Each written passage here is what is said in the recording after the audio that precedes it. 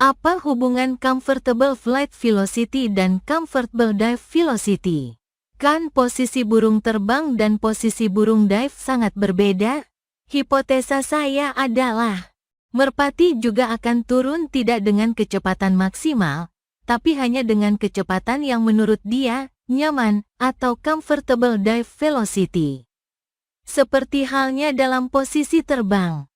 CDV antara burung yang satu dengan burung yang lain tidak sama. Apabila CFV ditentukan oleh energi, karakter dan struktural, maka CDV menurut saya ditentukan oleh karakter, struktural dan apa yang disebut dengan point of attack, sudut kemiringan waktu dive. Variabel energi saya abaikan dalam menghitung kecepatan turun karena tenaga yang dibutuhkan burung turun diambil alih oleh gravitasi dan besar kecilnya gravitasi dipengaruhi oleh point of attack. Ini tidak berarti energi tidak penting, tetapi dugaan saya gravitasi lebih dominan karena posisi burung turun cenderung diam.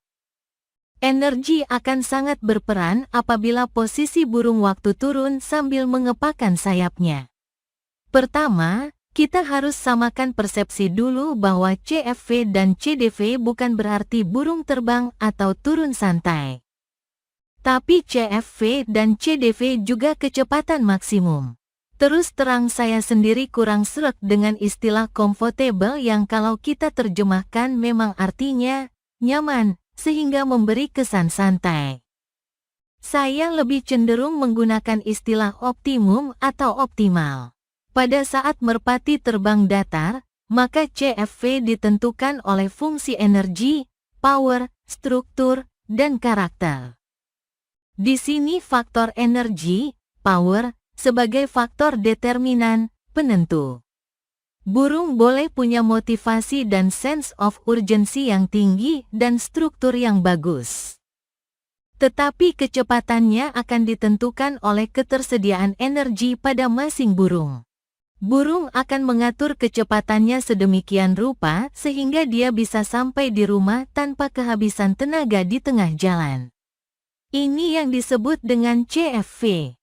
Tetapi kalau ada faktor lain, misalnya dikejar alap-alap, burung harus terbang dengan kecepatan maksimum, maka tenaganya akan habis di tengah jalan. Burung yang tidak cerdas sehingga tidak tahu mencari jalur yang efisien tenaganya juga akan terkuras dan dengan sendirinya akan mengurangi CVE-nya. Demikian juga dengan burung yang struktur bodi dan sayapnya tidak efisien. CFV akan lebih rendah karena tenaganya lebih banyak terkuras. Dalam hubungannya dengan turun, dive, hipotesa saya, burung juga tidak turun dengan kecepatan maksimal, tetapi hanya pada tingkat kecepatan comfortable, CDV. Kalau dia dikejar alap-alap, pasti kecepatannya akan maksimal. CDV burung yang satu juga berbeda dengan burung yang lain. Buktinya kecepatan turun burung berbeda-berbeda. Yang perlu kita jawab adalah faktor apa yang menyebabkan CDV berbeda. Hipotesa saya adalah 1. Penggunaan power burung yang terbang mendatar dengan yang turun menurut saya berbeda, karena ada variabel gravitasi. Pertanyaannya adalah bagaimana mendapatkan gravitasi yang maksimal? Menurut saya ini berkaitan dengan point of attack, sudut kemiringan, arah angin dan akselerasi, menurut istilah Mas Admin lompatan. Nanti kita bahas lebih detail satu persatu. 2. Kalau dalam merpati terbang mendatar power menjadi variabel determinan, maka dalam dive, faktor determinannya adalah mental, pemberani, penakut. Kalau kita perhatikan ada burung yang sampai bawah tidak ngerem dan mengerti akan mulai ngerem hanya beberapa cm dari permukaan tanah. Tapi ada juga burung yang mulai membuka saya, ngerem, dari ketinggian tertentu, masih relatif tinggi sudah ngerem. Pada saat burung meluncur akibat gravitasi, burung yang penakut justru akan mengurangi kecepatannya dengan membuka sedikit sayapnya atau ekornya. Seperti juga manusia, Terjun dari ketinggian tertentu akan menimbulkan rasa takut terjerembab. Di sini mental burung sangat menentukan. Sangat mungkin burung yang punya motivasi dan sense of urgency tinggi untuk cepat sampai karena giring nekat. Tetapi apabila mentalnya penakut untuk terjun, dia akan melakukan perlambatan dengan menggunakan sayap dan ekornya. 3. Faktor struktural.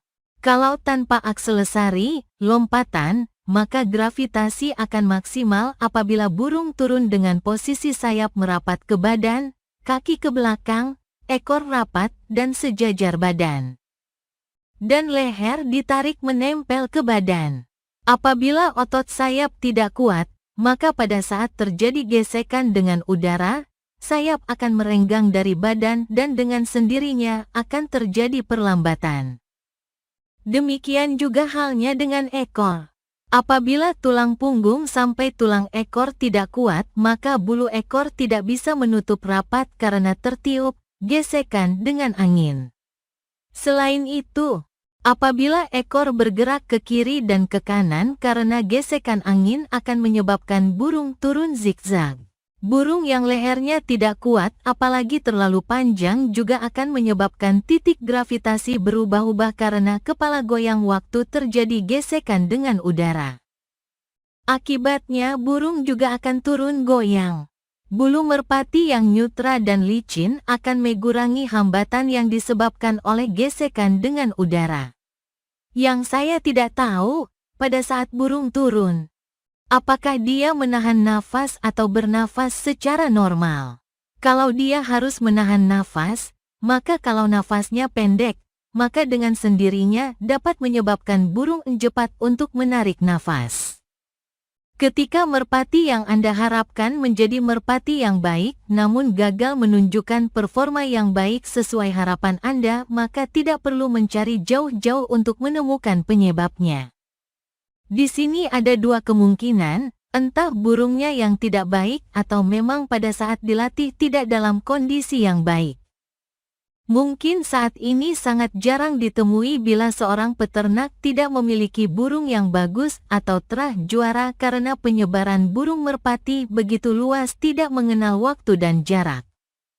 Pada situasi saat ini kita tidak dapat memprediksi siapa burung yang akan menang di setiap perlombaan baik lomba tingkat lokal maupun nasional karena penyebaran terah merpati juara begitu luas dan cepat.